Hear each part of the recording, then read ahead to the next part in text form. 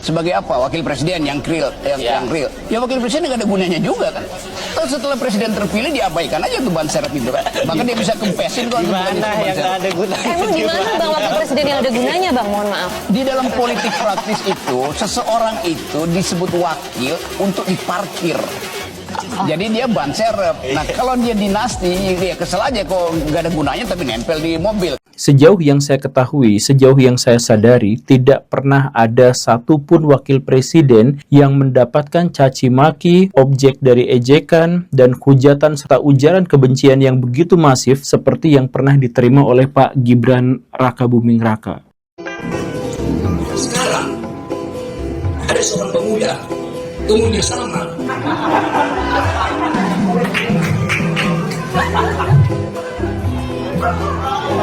Tapi membuat satu kalimat pun tidak mampu.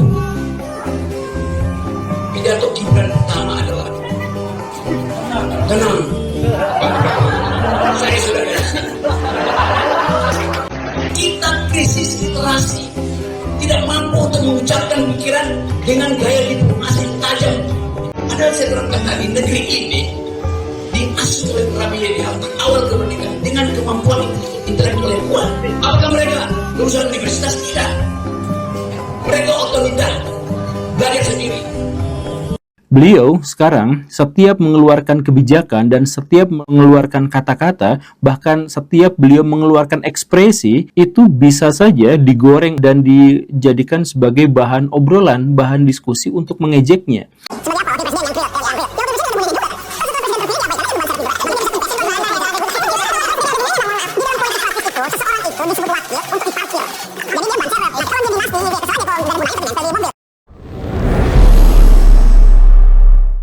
Assalamualaikum warahmatullahi wabarakatuh. Ya, kembali lagi bersama saya di channel Gosip Politik ya. Oke, di kesempatan kali ini saya ada kabar yang sangat menarik ya, di mana Presiden Prabowo Subianto memberikan aplaus dan apresiasi kepada Mas Gibran ya, atas usulan beliau di dunia pendidikan. Tidak hanya Pak Prabowo, ternyata anggota Komisi 10 DPR RI juga memberikan aplaus kepada Mas Gibran ya, soal dunia pendidikan. Pujian-pujian itu seakan menampar muka dari Rocky Gerung ya, yang selama ini selalu mengolok-olok Mas Gibran. Mas Gibran benar-benar memberikan apa yang dikeluhkan oleh masyarakat ya, dan ini adalah wapres yang kita harapkan selama ini, yang bekerja secara baik dan menerima aspirasi masyarakat dan kemudian menindaklanjuti. Oke, tanpa lama basa-basi, mari kita langsung saja simak videonya.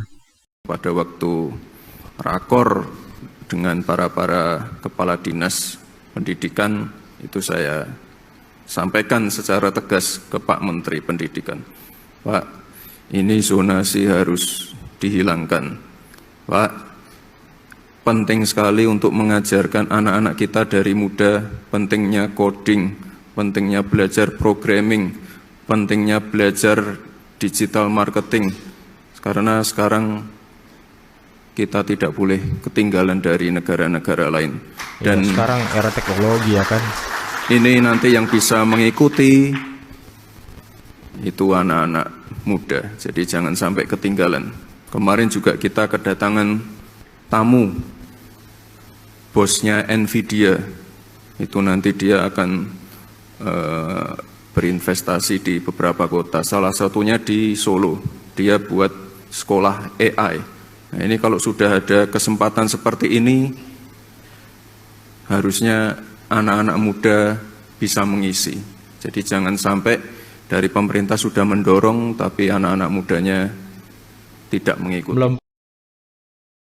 Selamat malam Mbak Agita, Prof. Cecep, Mas Bombong. Oke, saya awali ke DPR terlebih dahulu, Bu Hetifah. Ketika Wapres ini sudah meminta Mendikdasmen, Prof. Abdul Muti, untuk menghapus sistem zonasi dalam PPDB, apa sebenarnya alasannya, Bu?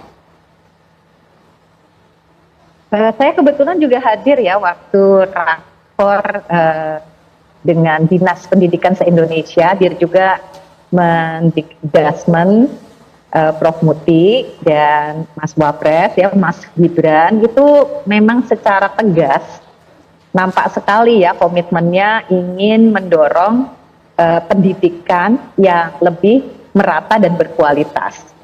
Nah, dan beliau sebagai mantan wali kota memiliki pengalaman tersendiri tentang bagaimana sistem pendidikan di daerah-daerah.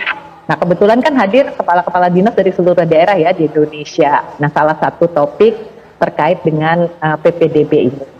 Kalau yang saya tangkap gitu ya, justru beliau ini sebagai Wapres itu sangat aspiratif gitu, menangkap bahwa masih ada keluhan-keluhan, masih ada mungkin harapan yang belum terpenuhi di dalam implementasi sistem penerimaan siswa baru ini.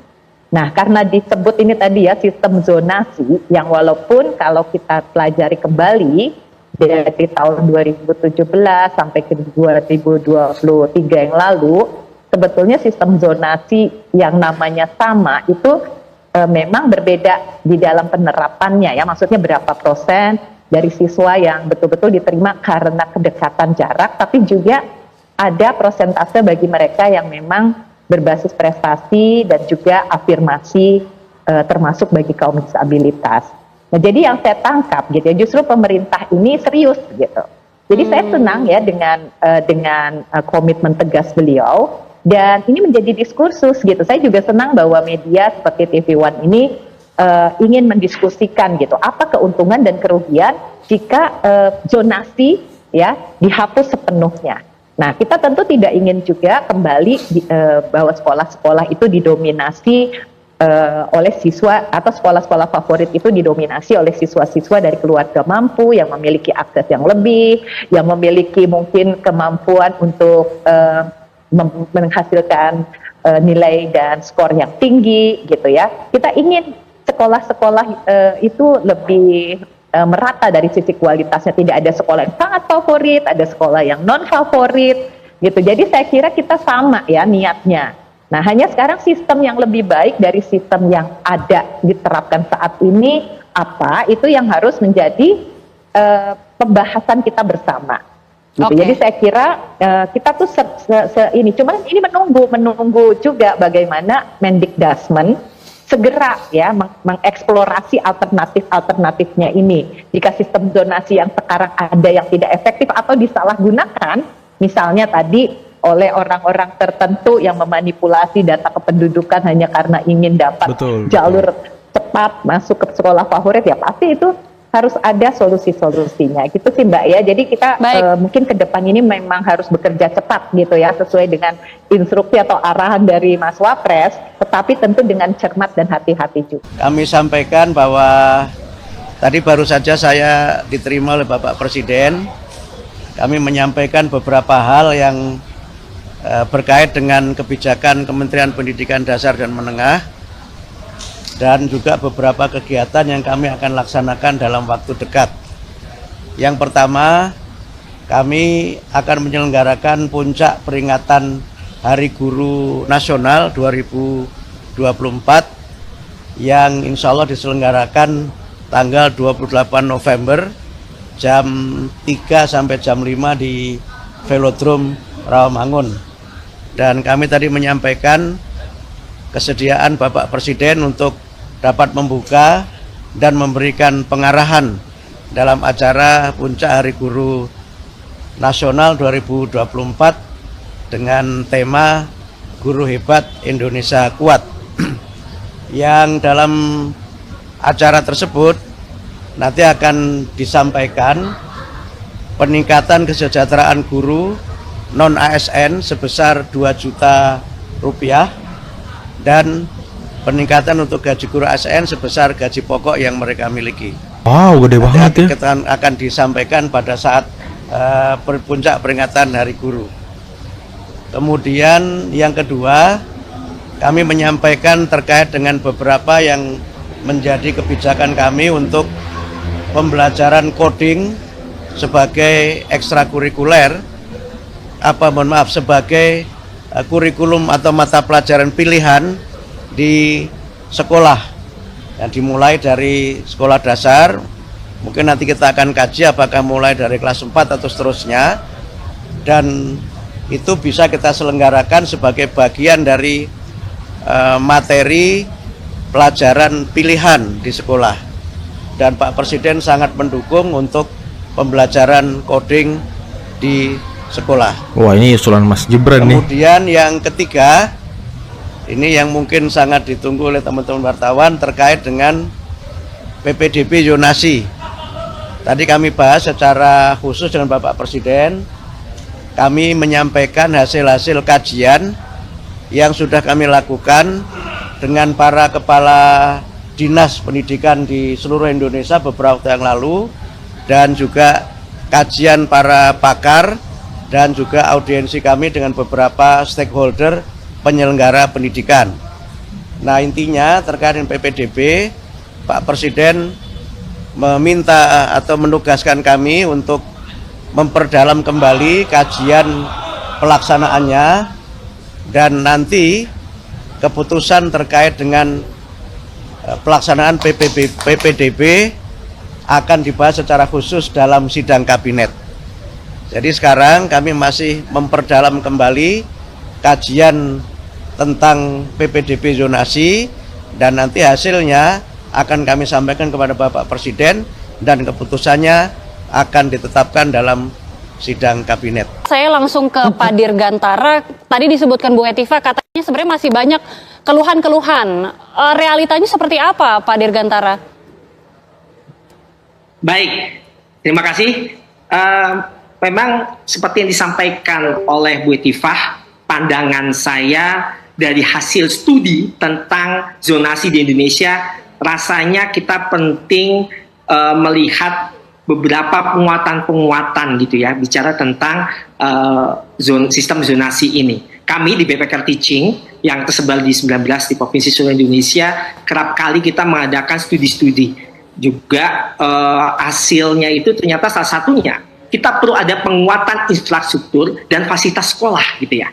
Karena faktanya di lapangan, sekolah-sekolah negeri ini jauh tertinggal dengan swasta, terutama SMP SMA di daerah-daerah gitu ya. Kita nggak usah bahas tentang daerah 3T gitu ya, ataupun daerah-daerah tertinggal gitu ya. Kita lihat di sini SD ataupun sekolah yang per wilayah gitu ya, di sini masih cenderung kita secara akses stabilitas ini memang terbelakang. Nah, di sini SD pun banyak karena warisan Orba gitu, ada kita lihat dengan SD Impres. Nah, penyesuaian zonasi dengan data demografis, misalnya menurut kami gitu ya, kita harus pastikan nih, jumlah penduduk dengan jumlah sekolah dalam satu wilayah. Jika satu sekolah itu tidak sebanding dengan jumlah sekolah, maka pemerintah berhak nih mengatur jangkauan zonasi di sekolah lain. Untuk itu, hemat saya memang ketika Pak Wapres ya, Mas Wapres, Mas Gibran sampaikan bahwa hilangkan sistem zonasi. Tentunya banyak sekali para orang tua, para pendidik di daerah-daerah terutama yang bersorak-sorai atas hal tersebut. Padahal kalau bisa kita lihat juga ada beberapa macam kajian ya di OECD. Kayak kita lihat zonasi ini kan telah dipakai dan memang di negara-negara yang berbasis OECD, bahkan di Eropa, sekarang di Amerika bagian utara ini mulai pakai zonasi. Tapi zonasi seperti apa sih gitu ya? Tadi seperti sudah disampaikan oleh Bunda Hetifah bahwa adanya beberapa tahun lalu zonasi yang sekarang dengan lalu itu sudah berbeda. Yes. Dan di sini sebenarnya zonasi itu penting salah satunya untuk menuju kesetaraan akses pendidikan. Ya, jadi ketika kita lihat lebih lanjut gitu ya, Mbak Gita serta Prof. Cecep, Bunda Hetifah, perlu adanya sebuah tinjauan khusus. Saya juga sampaikan juga ke Prof. Mukti gitu ya, tentang misalnya adanya evaluasi, transparansi, serta monitoring berkala tentang kebijakan saat ini zonasi dan pembenahannya ini dalam penanganannya, sehingga jangan sampai gitu ya, kita tahu ini sudah bertahun-tahun dan TV One saya ternyata ini Bunda Prof. Hetifah, Prof. Cecep, dari tahun ke tahun pasti yang diangkat ketika mau zonasi itu. Nah, salah satunya apa? Terjadi di beberapa kasus gitu ya, bukan berapa, lebih banyak rumahnya di belakang sekolah misalnya contoh, tetapi karena sistemnya yang tadi belum terlalu baik dan tingkat demografi pengukuran, dia tidak masuk ke sekolah yang diharapkan, dan akhirnya dengan dalih kita ingin terhadap suatu sekolah ya, kita ingin pada dasarnya kualitas ya kualitas satu sekolah itu sama rata. Nah, ini mungkin satu menjadi titik bagian bagaimana kita harus mengevaluasi total sistem donasi yang ada di negara kita.